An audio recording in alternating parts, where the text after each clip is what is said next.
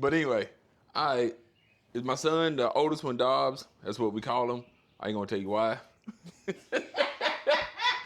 But welcome. They call me Big Herc, and on this channel you will see basic motorcycle install videos, wind therapy, vlogging, just our motorcycle life, enjoying each other's company and meeting new people and going to new places. My adventurous side exploring life with my not so adventurous wife, but we enjoy doing things together and it's a match made in heaven.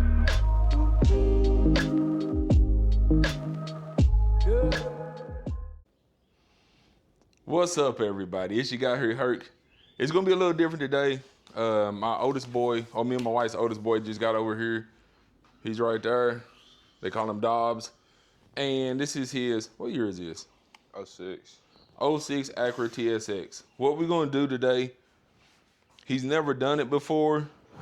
We ain't never done them on here, have we? I think maybe like Once. Okay. What we're gonna do is do a brake job and gonna record it, just show y'all how easy it is. First thing first is we're gonna get it jacked up. And I'll show you where we jack it up at, but we're gonna get both sides jacked up, put jack stands under it, safety first. I always use jack stands before you get under a car. He's already got the one side jacked up. We'll jack it up right on that ledge, and then put a jack stand right in front of it. Bring it up a little bit more. All right, bring it. Let me see. Bring it down, just so it lands on it. You ain't got to drop the jack all the way now. Stop. Now keep it tight. Raise it up. Just the handle. Bring it all the way up. Reason I do that, because we already got jack stand on that side. We just leave it here. So now we got basically two supports over here. Now we get that wheel off. I'm a fan of Milwaukee tools.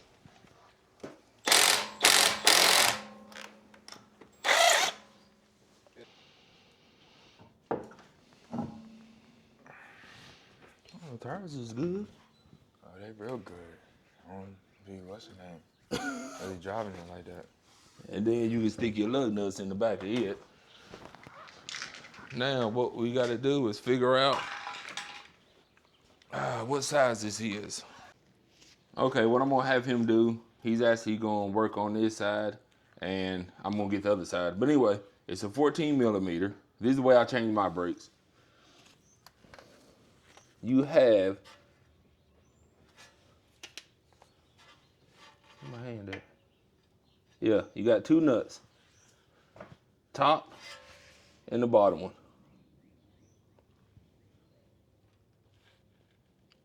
Oh, yeah, my hand. That was blending in. But anyway, there's the bottom one. The way I do mine is break that one bolt free, rotate this whole caliper back around, then take the pads out. It's already said, should be able to just break at one. And we'll see, because one of these cars, you gotta hold it. Is it breaking or is it just spinning? Okay, on this side, it wasn't what I thought. This one actually was once I broke it free, actually could hold it and then unscrew itself. So unscrew it all the way. And like I said, see, this will rotate all out of the way.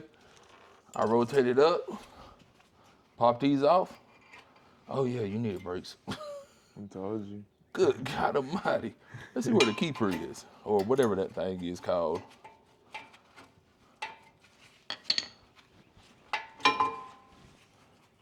Oh yeah. They gone. Yeah. Man. I don't even know how.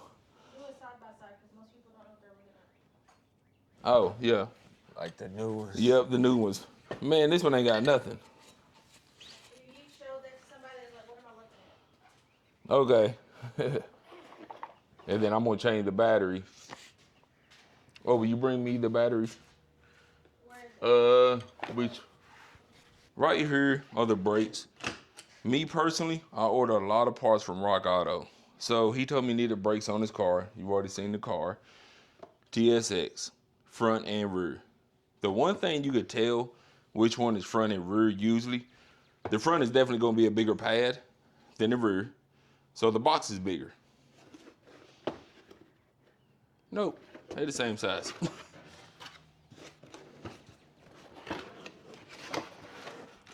But once you open the box, here's the rear brake. I can have them all in my hand.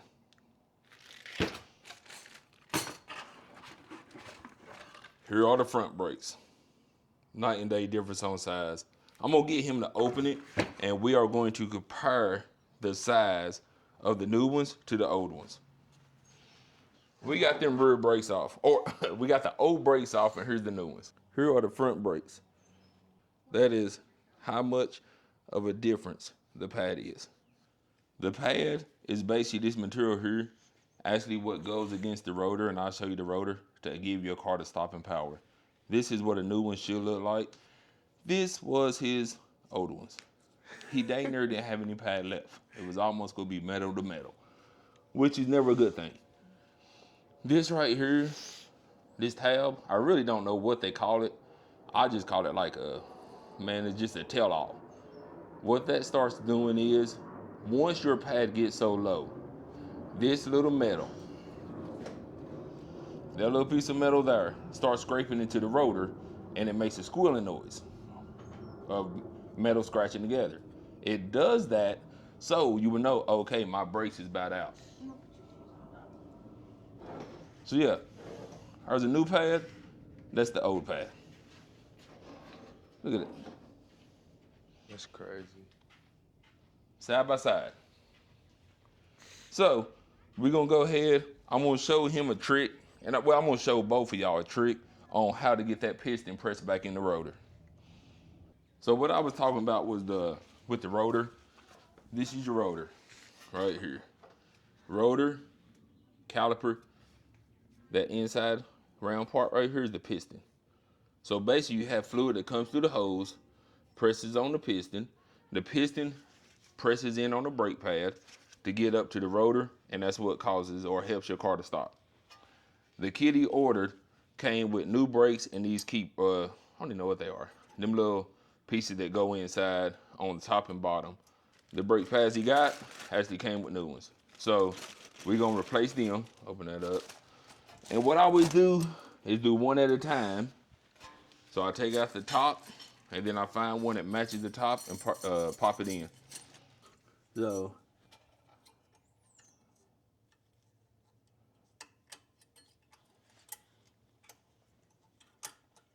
just pops in. Yep. So now you can pop that bottom one out. Here it is. You can pop that bottom one out, do the same thing.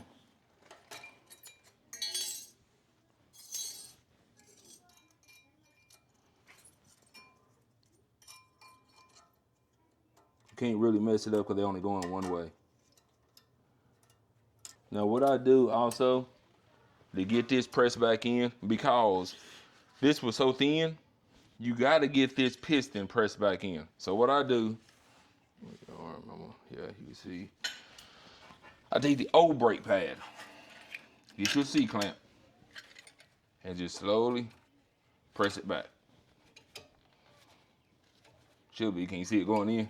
Mm-hmm.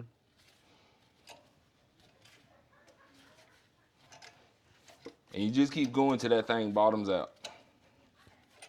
But I definitely seen it. Yeah, but now that's pressed back in. So now we can put the pads right back in. It goes with the curve. Oh. So y'all see, yep, y'all can see it. What I end up doing is getting this in and then gonna rotate it in. See what I'm saying?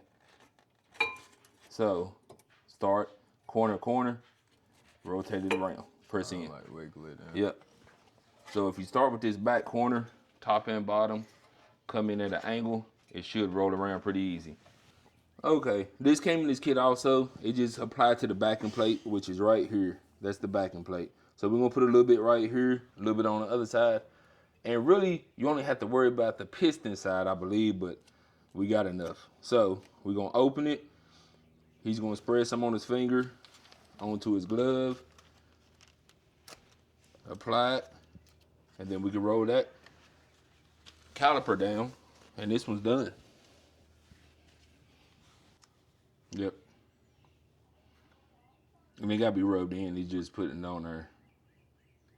Hold on, let me show that. Oh, I forgot about that.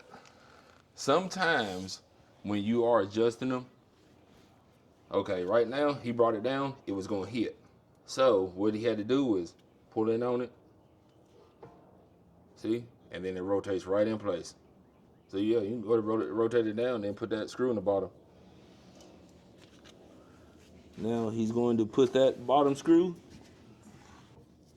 You have to do the same thing to that bottom one right there. So, putting the screw back in, righty-tighty. Oh, all right, hold on. I want him to feel it. Now, start trying to turn it. Pull that out, your caliper, until you feel it. You feel it catch? Yeah. I wanted him to feel it. Too far. Yep. What it was, he had it shoved back a little bit too far. And once you feel it once, you know, like, oh, that's why. So, here's this. Righty-tighty. That's tightening. Is that nut spinning? Yep. So what we're going to do, hold on, it ain't gonna tighten no more. I'm gonna show you something. Hold that. With this set up, so I wish I had my crescent, but I don't know where they are.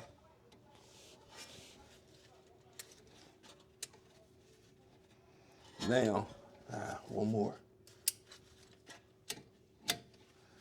Now you gotta hold this to tighten it. Or if not, it's just gonna keep spinning. This side is done. We're gonna go to the other side. Now the one thing that I'll do anytime I do brakes or oil change, I go ahead and check my tires to see if they need rotation and check tire pressure. So right now, he's already,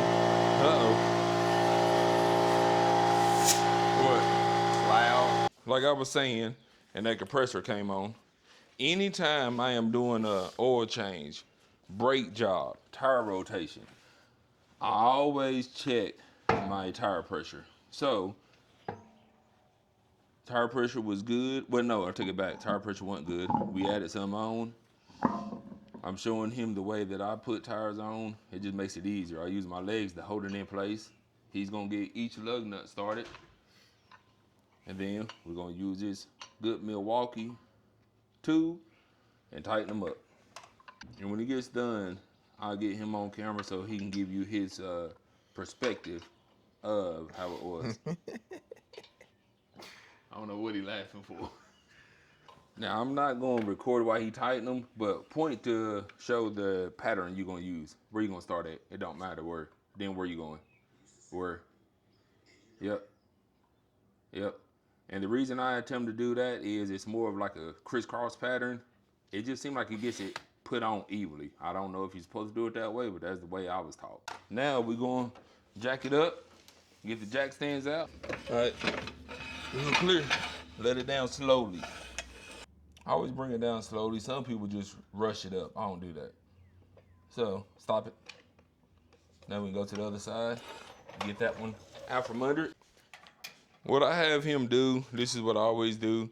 I go by and just check every last snug nut once the car's back on the ground.